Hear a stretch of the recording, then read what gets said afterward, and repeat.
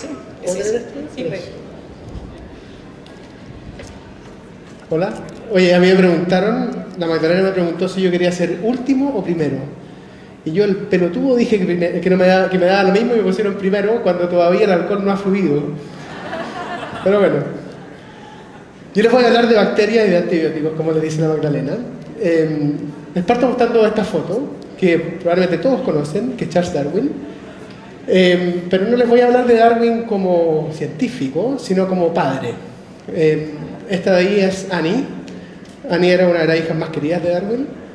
Y cuando Annie tenía 10 años, tuvo una faringoamigdalitis aguda.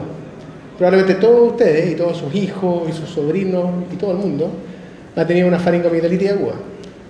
La diferencia es que Annie se murió por la amigdalitis. Esto fue en 1850, algo así como 90 años antes de que este señor, Fleming, que era un microbiólogo escocés que trabajaba en Oxford, descubriera los antibióticos. Y la forma como lo descubrió es bien curiosa, porque Fleming trabajaba en esas plaquitas que ustedes ven ahí, que todavía usamos hoy en día. Crecían bacterias. Trabajaba con Staphylococcus aureus, que incidentalmente es una de las bacterias con las cuales yo trabajo. Y se fue porque era feriado y le pasó esto. Vio que se le contaminó. Esto de ahí, eso blanquito, es una contaminación. Fleming, que era muy buen observador, porque era un buen científico, si me hubiera pasado a mí yo voto a la placa, pero Fleming se dio cuenta que estos de aquí eran las colonias normales de estafilococo y alrededor del hongo no había estafilococo, estaba muerto. Entonces dijo, ¿será que produce algo? El hongo se llamaba penicillum y por eso la penicilina se llama penicilina. Ahí fue la primera vez que descubrió alguien los antimicrobianos y pasaron alrededor de 4 años hasta que este señor, que es el doctor Florey, tuvo un policía de Oxford que estaba jardineando y se hizo un rasmillón y se le infectó, pero heavy, pus, se le chorreaba pus tanto que le sacaron el ojo por la infección. Se iba a morir, nunca se había usado penicilina en un humano y Florey dijo, bueno, si no lo usamos aquí, no lo usamos nunca. Y efectivamente se lo dio y alrededor de un día después se le cayó la fiebre y se empezó a mejorar. Y parecía un milagro. El problema es que tenía muy poquita, entonces se le empezó a acabar. Y lo que hacían era correr con la orina del paciente, cruzaban la calle, resintetizaban la penicilina, se la volvían a poner y el paciente se mejoraba de nuevo hasta que después de 7 días se les acabó y el paciente se murió, desgraciadamente. Pero eso le valió el premio Nobel y eso cambió la historia de la humanidad, porque los antibióticos funcionaban. Como les digo, cambiaron el mundo, fueron fundamentales para la guerra, ¿no es cierto? La guerra, dicho sea de paso, fue súper importante porque impulsó la creación de penicilina de forma masiva y eso permitió masificar los antibióticos. Y eso permitió cosas como esta. La penicilina cura la gonorrea en 4 horas, cosa que era probablemente muy importante para los soldados, además al volver a casa. Parte del problema es que esto ya no es verdad. Ya no cura en 4 horas la penicilina de la gonorrea porque la gonorrea se hizo resistente. Y esa es parte de la problemática que nosotros queremos estudiar en el grupo de investigación. Aquí yo les muestro mortalidad, este es uno de los pocos gráficos que les voy a mostrar. Mortalidad por 100.000 habitantes, esto es Estados Unidos, desde 1900 hasta prácticamente la fecha. Como ven, en azul tienen la mortalidad no infecciosa, que ha variado poco, y en rojo tienen la mortalidad infecciosa y como ven el cambio es evidente. Lo que ustedes ven ahí, ese spike, es la pandemia de influenza española en 1918. Y acá fue la primera vez que se usó penicilina, por lo tanto la caída venía porque se empezó a usar agua potable, porque se empezó a usar alcantarillado, cosas por el estilo. Pero más o menos se calcula que los antibióticos son responsables de 10 años de aumento en la expectativa de vida. O sea, muy importante. Y no solo eso, sino que además sin antibióticos no hay medicina moderna, no hay cirugías complejas, no hay trasplantes, no hay tratamiento del cáncer, unidades de cuidado intensivo, etc. Y el problema es que se nos están acabando, ¿no es cierto? Yo no quiero ser ultra amarillista, pero sí les voy a dar algunos datos, no quiero que se asusten, pero tenemos un problema relativamente grande. Al año se mueren más o menos 600.000 personas por bacterias que son resistentes a los antibióticos. O sea, bacterias que en algún momento nosotros podíamos tratar y hoy en día no podemos tratar porque los antibióticos ya no son efectivos. Para los que les gusta el fútbol, y han ido a ver a la selección chilena, el estadio, puse la selección chilena para no decir Colo-Colo, yo soy colocolino, pero selección chilena. Selección chilena llena, 60.000 personas más o menos, digamos, eso es 10 estadios nacionales llenos de gente muriéndose por bacterias contra las cuales los antibióticos no son efectivos. O sea, suena mal. Y la otra cosa es que las bacterias resistentes y los genes de resistencia se expanden muy rápidamente. Esto es, ustedes ven aquí en rojo como un gen cualquiera, que no me importa el nombre en particular, pero en muy poco tiempo se extendió lo rojo, de donde está el gen, de decirlo, y ven cómo va rápidamente populándose y llegando a todo el mundo. Parte de esto es porque el mundo está muy interconectado, hay mucho viaje, ¿no es cierto?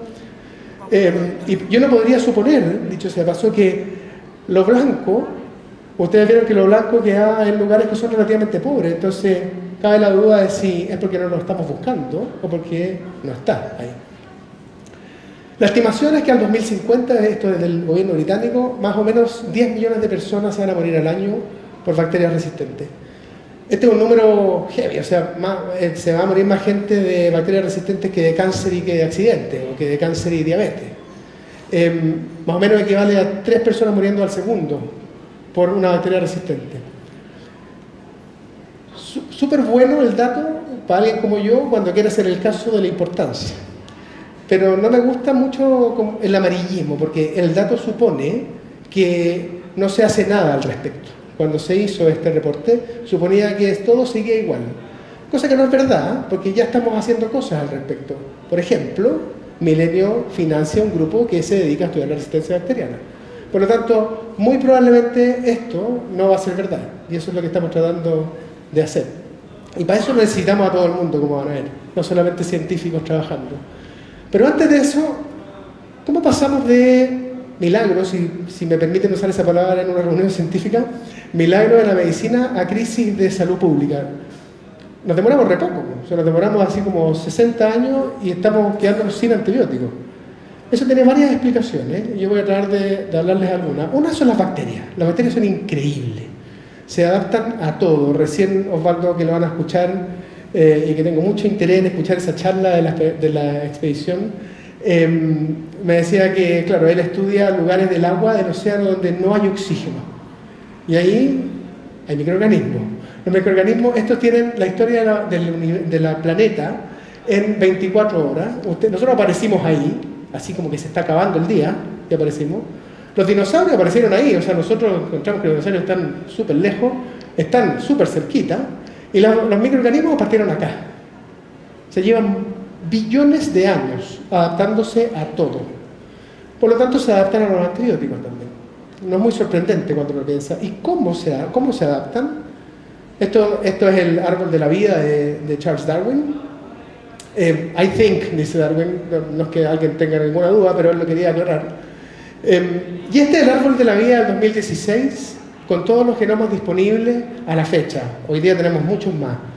¿Por qué les muestro esto? Porque los eucariontes son esto de acá. Todo lo demás es invisible. Nosotros, dicho sea de paso, es una rayita como mínima, ¿no es cierto? Pero la riqueza de la vida es invisible. El 60% de la biomasa del planeta es microscópica. Y ahí está una diversidad a la cual las bacterias pueden echar mano. Cosa que es súper interesante. A diferencia de los humanos, yo, como ustedes podrán ver, soy chico. Y si yo le doy la mano a Andrés Kuff, a nuestro ministro de Ciencia, que es alto, no amanezco más alto mañana, desgraciadamente, ni tampoco tan inteligente. Pero las bacterias sí. Y la otra cosa que tienen es que son promiscuas. Eso probablemente se puede compartir un poco con un humano. Pero en la promiscuidad se prestan genes. Entonces las bacterias sí son capaces de prestarse capacidades. Y cuando les conviene se las quedan. Y cuando hay un gen que les permite ser resistente a un antibiótico y están en presencia de ese antibiótico, lo que hacen es quedárselo. Y así van evolucionando, no solo contra los antibióticos, sino que contra millones de cosas. El otro problema es que usamos muchos antibióticos. La mayoría de los antibióticos que usamos no los usamos en los humanos, los usamos en la producción de comida. Producción de animales, producción de agricultura, etc. Y ese es un problema grande. Aquí tienen consumo de antibióticos para producción animal el 2013, mientras más azul o celeste mejor, porque es menos, y mientras más rojo o naranjo peor. La estimación al 2030 es esta, o sea, desaparece el celeste y el azul, si es que seguimos haciendo las cosas como lo estamos haciendo. Hay mucha gente investigando también en producción animal de forma innovadora, pero este es un problema enorme. Y no solamente el problema de los animales, sino que yo, no sé si les conté, pero yo soy infectólogo, yo soy médico. No era PhD a propósito, que salía PhD me encantaría, pero no, yo soy médico nomás. Pero los médicos, 1 de cada 3 prescripciones de antibióticos que damos no se necesitan. Entonces tenemos que trabajar mucho en usar mejor los antibióticos. ¿Y por qué? Yo les voy a mostrar por qué. Esto es... Ahí. Este es un video, que espero que no tenga sonido. Ustedes van a ver un gel grande, una placa de agar enorme, donde crecen las bacterias. El fondo va a ser negro, la bacteria va a crecer en blanco. Esta es una bacteria que se llama Escherichia coli, que produce las infecciones urinarias, particularmente en las mujeres, que es más frecuente, pero es muy frecuente, muy frecuente.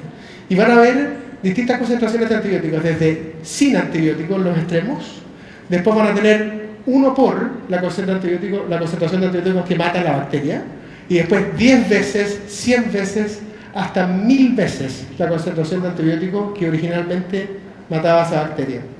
Y la bacteria va a crecer hacia el centro.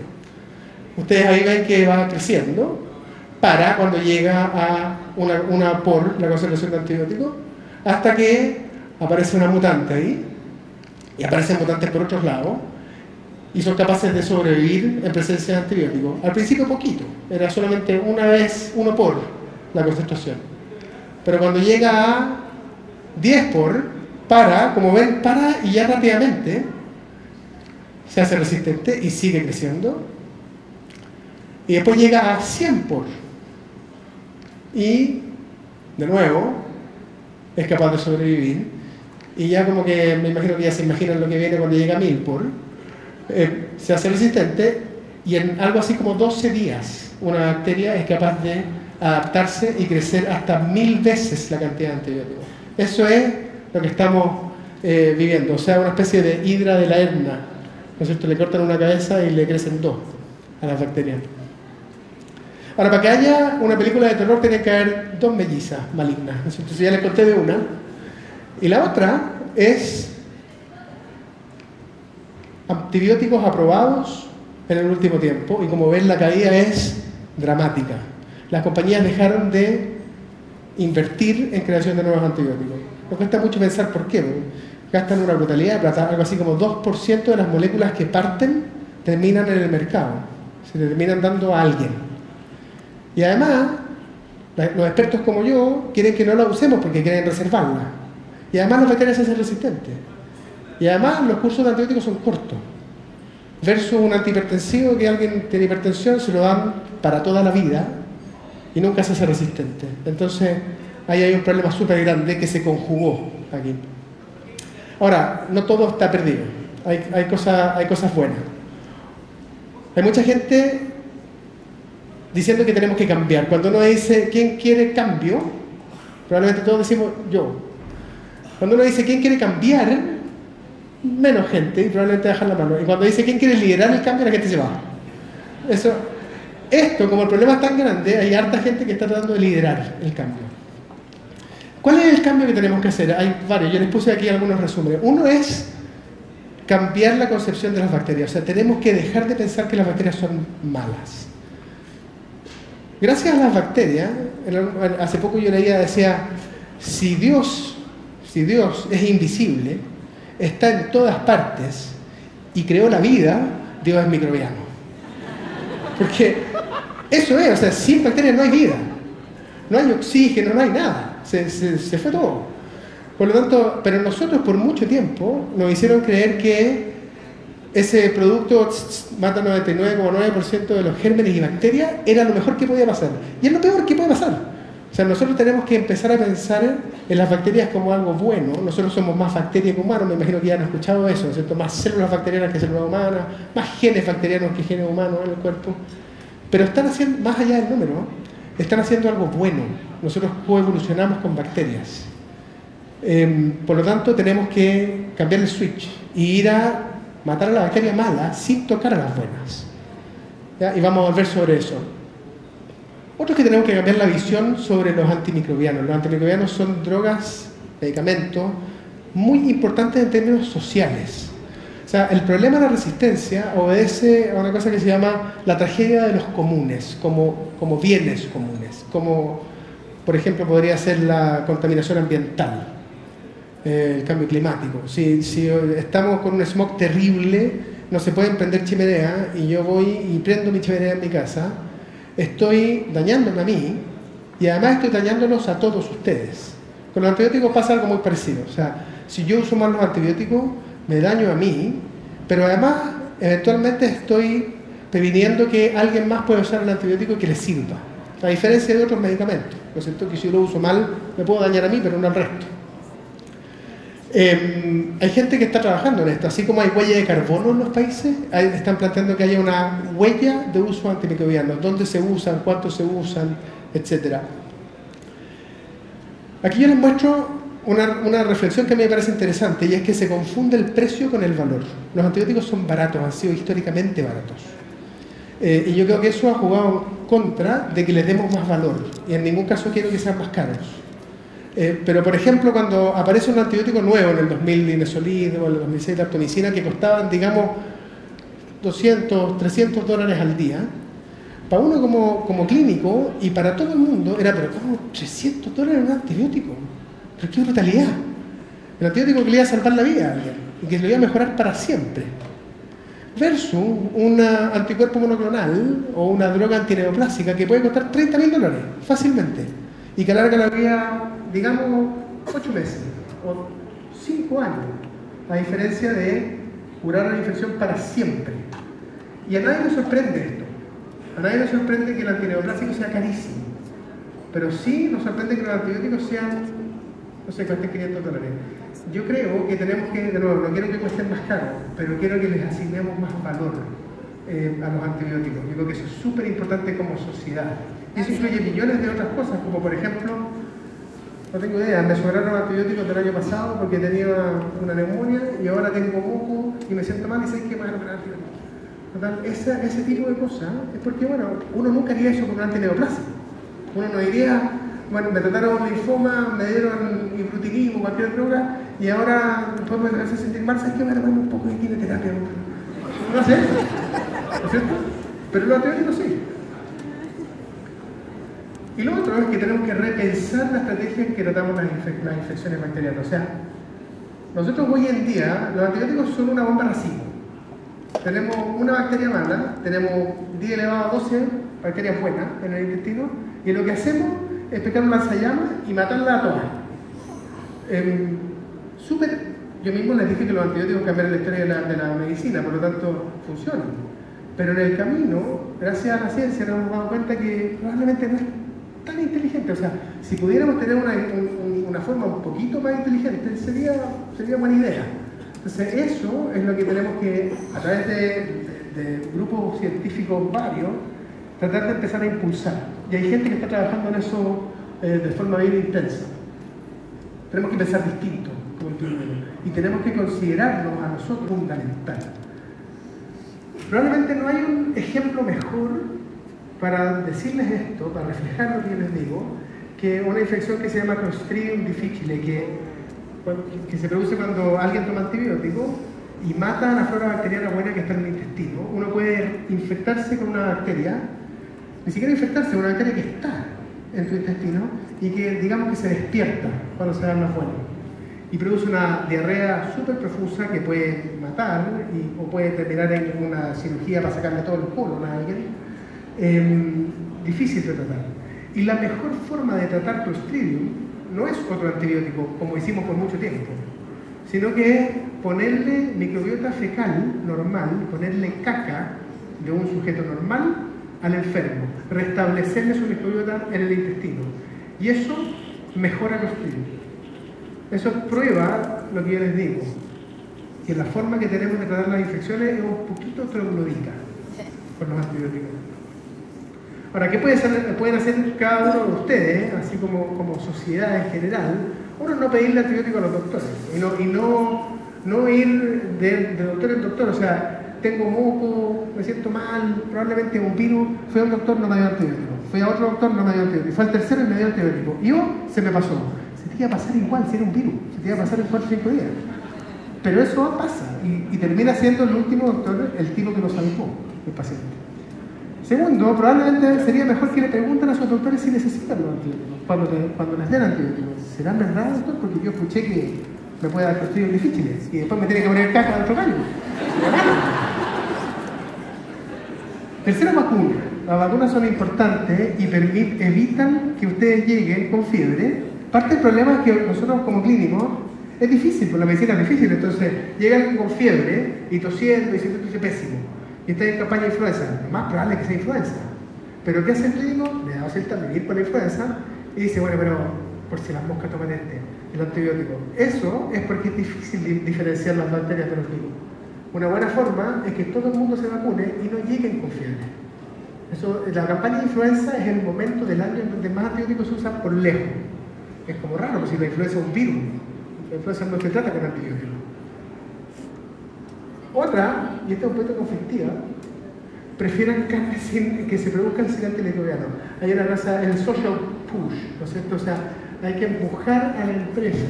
Esto es difícil porque es mucho más cara la carne. Entonces, probablemente no se le puede exigir a la gente que haga esto. Pero aquel que pueda, es una buena forma, y hay países europeos y industrializados en donde esto funciona. Lo mismo que publican cuántos antibióticos usan cada una de las compañías. Y eso funciona.